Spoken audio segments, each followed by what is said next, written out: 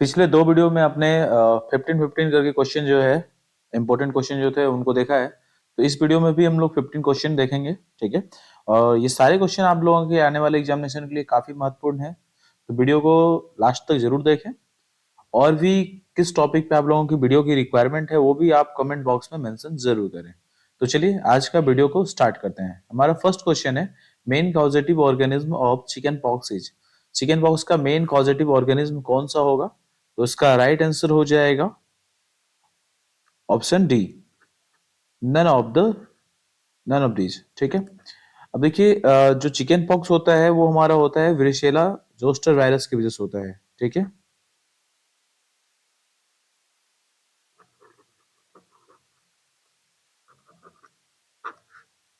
और ये मेंबर किसका है? तो इस फैमिली का है, हर्पीज वायरस फैमिली, ठीक है। तो उस वजह से यहाँ पे राइट आंसर क्या होगा? None of this. चलिए क्वेश्चन नंबर 2 देख लेते हैं। What is the function of bacterial capsule? आपको पूछा है जो बैक्टीरियल कैप्सूल है उसका क्या फंक्शन है? तो इसका राइट आंसर हो जाएगा option C, both A and B, यानी डिफेंस मैकेनिज्म अगेंस्ट फैगोसाइटोसिस, ठीक है। Help in adherence of bacteria to surface in its environment, ठीक है। यानी ये दोनों काम करता है। एक जो बैक्टीरिया एडेशन जो होता है, ठीक है, उसमें भी हेल्प करता है। साथ में ये डिफेंस मैकेनिज्म में भी पैगोसाइटोसिस के अगेंस्ट जो होगा डिफेंस मैकेनिज्म में भी ये हेल्प करता है, ठीक है। याद रखना है। और एक परमिएबिलिटी बैरियर के रूप में भी ये एक्ट करता है, तो ये भी आप याद रख सकते हैं, ठीक है। चलिए क्वेश्चन नंबर 3 देख लेते हैं। टैकोइक एसिड, जो टैकोइक एसिड है उसके बारे में पूछा जा रहा है। तो इसका राइट आंसर क्या हो जाएगा? जो टैकोइक एसिड होता है वो कहाँ पाया जाता है? तो found in the cell wall of gram positive bacteria, option A जो है इसका राइट आंसर है, ठीक है। जो ग्राम पॉजिटिव बैक्टीरिया होते हैं उनके सेल वॉल में ये प्रेजेंट होता है, ठीक है। इसका क्या फंक्शन क्या होता है? तो मेनली ये क्या करता है, जो सेल है उसको एक डेफिनेट शेप यानी मेंटेन करता है, सेल के शेप को मेंटेन करता है, ठीक है।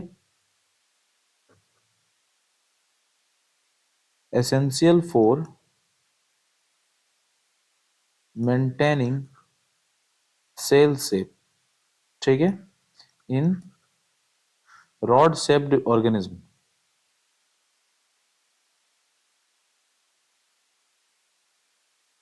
ठीक है। उसके बाद यदि हम बात करें कि कौन कौन से ऑर्गेनिज्म में ये होगा, तो कुछ स्पेसीज का में हम ना लिख रहे हैं। जो उसका जेनेरिया जो होगा स्टेफाइलोकोकस,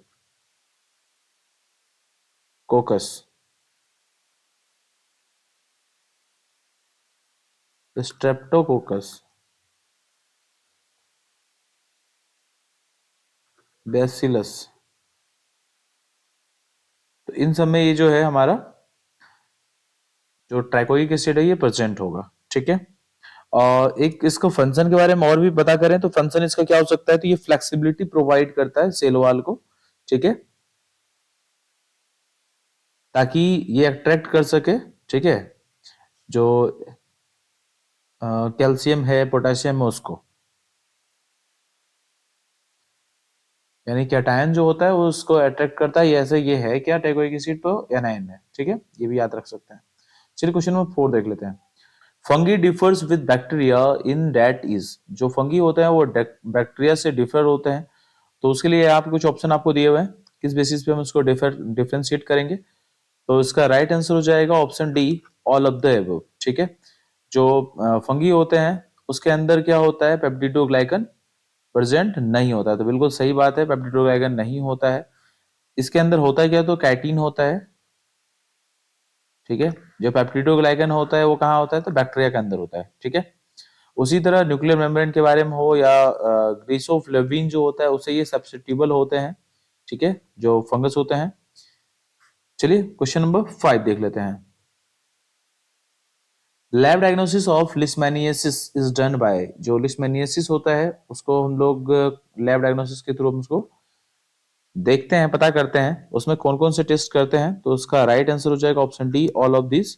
यानी सीएफटी के थ्रू भी देख सकते हैं, पेरिफेरल स्मेरल बना के भी देख सकते हैं, माइक्रोस्कोपिक एग्जामिनेशन कर सकते हैं, ब्लड कल्चर के थ्रू भी हम लोग उसको आइडेंटिफाई कर सकते हैं। ठीक है, लिस्मेनिसिस जो होता है वो किसके लिए करते हैं, जो कालाजार है उसके लिए हम लोग करते हैं। तो इसमें जो है एक सीएफटी जो है इसको हम लोग बोलते हैं complement fixation test, complement fixation test. ठीक है, ये भी हम लोग करते हैं, और एक साथ में हम लोग CIEP भी करते हैं। ठीक है, इसको काउंटर इम्यून इलेक्ट्रोफोरेसिस, काउंटर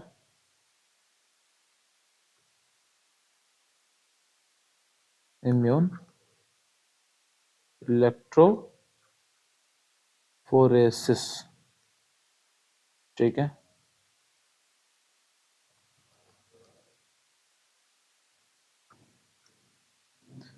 चलिए क्वेश्चन नंबर 6 देख लेते हैं। 6 में पूछा जा रहा है influenza virus is identify by using, influenza virus को आइडेंटिफाई हम लोग कैसे करेंगे। तो इसका राइट आंसर हो जाएगा ऑप्शन फर्स्ट, यानी ऑप्शन ए जो है हेमोग्लूटिनिन इन्विटेशन टेस्ट। ठीक है, हम लोग हेमोग्लूटिनिन इन्विटेशन टेस्ट के हेल्प से जो है इन्फ्लुएंजा वायरस को आइडेंटिफाई कर सकते हैं। साथ में हम लोग RT-PCR के हेल्प से भी हम लोग उसको आइडेंटिफाई कर सकते हैं। इसके बारे में तो आपको पता ही है, reverse transcription polymerase chain reaction. तो इसके हेल्प से भी हम लोग इन्फ्लुएंजा वायरस को आइडेंटिफाई कर सकते हैं। चलिए क्वेश्चन नंबर 7 देख लेते हैं। 7 में पूछा जा रहा है कोगुलेज टेस्ट इज यूज्ड फॉर, जो कोगुलेज टेस्ट है उसका इस्तेमाल करते हैं, कहाँ करते हैं। तो इसका राइट आंसर हो जाएगा ऑप्शन बी, स्टेफाइलोकोकस। ठीक है, मेनली स्टेफाइलोकोकस को आइडेंटिफाई करने के लिए, पता करने के लिए उसका इस्तेमाल करते हैं। ठीक है, स्टेफाइलोकोकस में जैसे कुछ ऐसे स्टेफाइलोकोकस होते हैं जो कोगुलेज पॉजिटिव होते हैं और कुछ कोगुलेज नेगेटिव होते हैं। तो कुछ पॉजिटिव वाले के बारे में यदि हम बात कर ले तो कोगुलेज ऐसे है क्या। तो कोगुलेज एक इंजाइम्स है। ठीक है, एक प्रोटीन इंजाइम्स बोल सकते हैं, प्रोटीन इंजाइम, बहुत सारे सेवरल माइक्रो ऑर्गेनिज्म के द्वारा इसको प्रोड्यूस किया जाता है। ठीक है, ये फिब्रिनोजन को फिब्रिन में कन्वर्ट करते हैं। ठीक है, याद रखना है। तो यहाँ पे क्या है, जैसे कि स्ट्रेप्टोकोकस ऑरियस, एस ऑरियस, ये हमारे क्या कोगुलेज पॉजिटिव है। ठीक है, यदि हम निगेटिव के बारे में बात करें तो एस इपिडर्मिडिस। ठीक है, एस सेप्रोफाइटिकस। तो इन ये जो है ये दोनों क्या है, ये कोगुलेज निगेटिव है। ठीक है, तो ये कोगुलेज निगेटिव है, इसका मतलब ये कोगुलेज जो प्रोटीन है उसको ये प्रोड्यूस नहीं करेगा। ये दोनों जो हमारा है स्टेफाइलोकोकस, लेकिन ये जो स्टेफाइलोकोकस ओरियस है ये हमारा कोगुलेज पॉजिटिव होता है, क्योंकि ये कोगुलेज एंजाइम्स को सेक्रेट करता है। ठीक है, चलिए क्वेश्चन नंबर 8 देख लेते हैं। Presence of virus in the blood stream is known as, यदि ब्लड स्ट्रीम में वायरस प्रेजेंट होगा तो उसको हम लोग क्या बोलते हैं, तो उसको वायरेमिया बोलते हैं। Option A is the right answer. यदि बैक्टीरिया प्रेजेंट होता है तो उसको बैक्टीरियमिया कहते हैं। ठीक है, याद रखना है। और जो सेप्टिसेमिया है इसमें क्या होता है, ब्लड पॉइजन जो होता है वो बैक्टीरिया की वजह से होता है, ब्लड पॉइजनिंग बाय बैक्टीरिया। और इसमें क्या होता है, जो ब्लड पॉइजनिंग जो होता है पस फॉर्मिंग बैक्टीरिया के द्वारा होता है, ब्लड पॉइजनिंग बाय पस फॉर्मिंग बैक्टीरिया। ठीक है, चलिए क्वेश्चन नंबर 9 देख लेते हैं।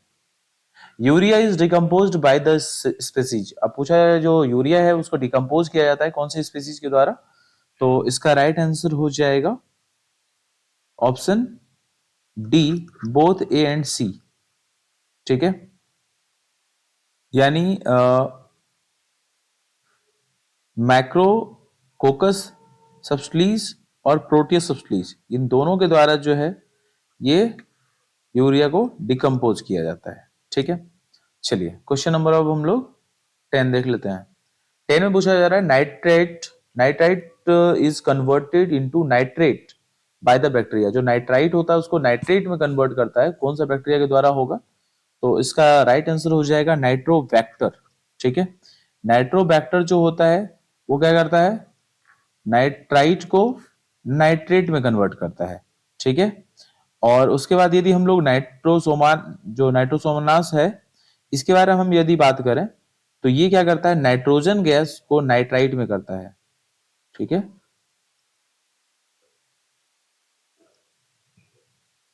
नाइट्रोजन गैस को किस में कन्वर्ट करेगा? तो नाइट्राइट में। ठीक है, और इसके बारे में तो आप लोगों को पता ही है, एजेटोबैक्टर ये हमारा कहां प्रेजेंट होता है? तो ये सॉइल में प्रेजेंट होता है। ये माइक्रोब जो है ये सॉइल में प्रेजेंट होता है, और इसका काम क्या होता है? तो रिस्टोर करता है नाइट्रोजन को प्लांट में।